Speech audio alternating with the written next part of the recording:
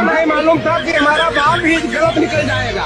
हम लोगों ने सरकार बनाई थी कि ये मेरा बाप है मोदी।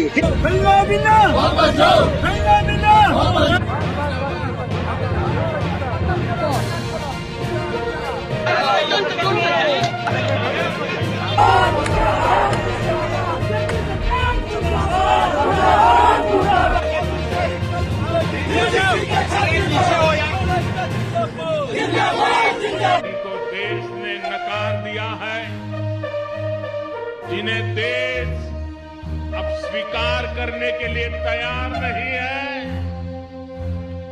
जो निराशा की गर्त में डूब चुके हैं। दोस्तों 13 जनवरी 2026 को सरकार ने यूनिवर्सिटी ग्रांट कमीशन यानी यूजीसी के नाम से एक नियम जारी किया, जिसमें प्रमोशन ऑफ इक्वलिटी रेगुलेशन 2026 कहा गया। सरकार का कहना था कि इससे कॉलेज और यूनिवर्सिटी में बराबरी और न्याय मिलेगा। लेकिन हैरानी की बात यह है कि सिर्फ 15 दिन के अंदर ये मामला सुप्रीम कोर्ट पहुंच गया और पहली ही सुनवाई में सुप्रीम कोर्ट ने इन नियमों पर रोक लगा। अब सवाल उठता है कि ऐसा क्या हुआ कि अदालत ने इतनी जल्दी फैसला सुना दिया। सुप्रीम कोर्ट ने साफ कहा कि इन नियमों में कई संवैधानिक और कानूनी सवाल हैं, जिनकी ठीक से जांच जरूरी है। कोर्ट को लगा कि इस ड्राफ्ट से समाज में तनाव बढ़ सकता है और जातियों के बीच टकराव की स्थिति बन सकती है। इसलिए कोर्ट ने सरकार से कहा कि पहले एक विशेषज्ञ समिति बने जो इन नियमों की गहनता से जांच करे। सबसे चौंकाने वाली बात यह थी कि सरकार की ओर से मौजूद वकील यानी सॉलिसिटर जनरल अदालत में लगभग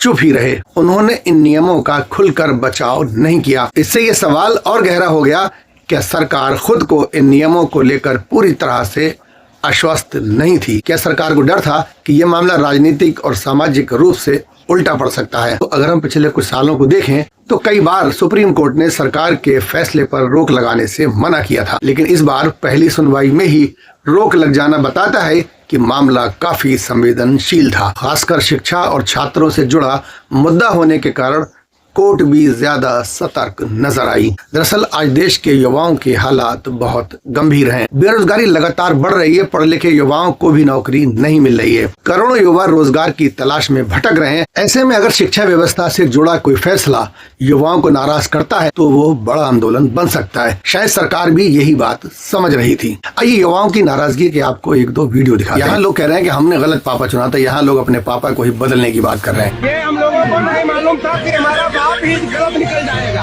हम लोगों ने सरकार बनाई थी कि ये मेरा बाप है मोदी। यहाँ देखिए बिहार में लोग मोदी जी का पुतला फूंक रहे हैं। एक और वीडियो है जहाँ लोग मोदी जी के ऊपर जूतियां बरसा रहे हैं। नहीं चलेगी, नहीं चलेगी।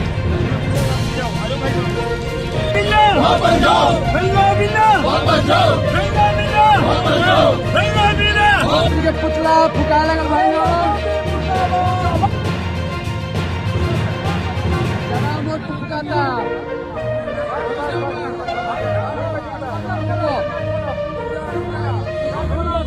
अरे वो क्या यार तरीके जवाब पे लेकिन गाड़ियों में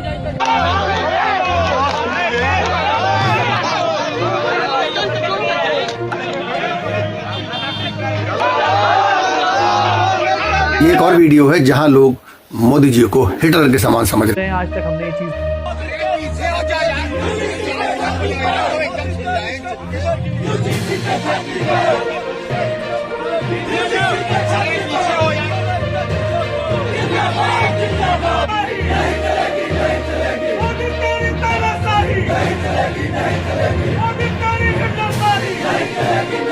यूजीसी के इस नए नियम में जाति आधारित भेदभाव रोकने की बात कही गई थी, लेकिन कुछ चीजें ऐसी थीं जिससे उल्टा असर पड़ सकता था। सुप्रीम कोर्ट ने कहा कि नियम साफ नहीं है, उनके गलत इस्तेमाल की संभावना है। कोर्ट ने यह भी कहा कि किसी एक वर्ग के लिए अलग व्यवस्था बनाकर समाज को और बांटना ठीक नहीं है। बराबरी का मतलब है सभी को एक जैसी सुविधा और सम्मान देना। आज देश की आर्थिक हालत भी किसी से छुपी नहीं है। महंगाई बढ़ रही है और आम आदमी पर बोझ बढ़ता जा रहा है और रोजगार के मौके घटते जा रहे हैं। ऐसे में लोग पहले से ही परेशान हैं। अगर शिक्षा और नौकरी से जुड़े मुद्दों पर कोई और विवाद खड़ा होता है तो हालात और बिगड़ सकते हैं। सरकार शायद ये समझ चुकी है कि किसी भी ऐसे फैसले से बचना चाहिए युवाओं को सड़कों पर उतरने के लिए मजबूर कर दे, क्योंकि युवा अगर एकजुट होकर विरोध पर उतर आए तो सरकार के लिए स्थिति संभालना मुश्किल हो सकता है। यही वजह हो सकती है कि सरकार ने इस मामले में चुप्पी साधी रखी और सुप्रीम कोर्ट का फैसला बिना विरोध के स्वीकार कर लिया। इस पूरे घटनाक्रम से एक बात साफ हो जाती है कि देश में शिक्षा और रोजगार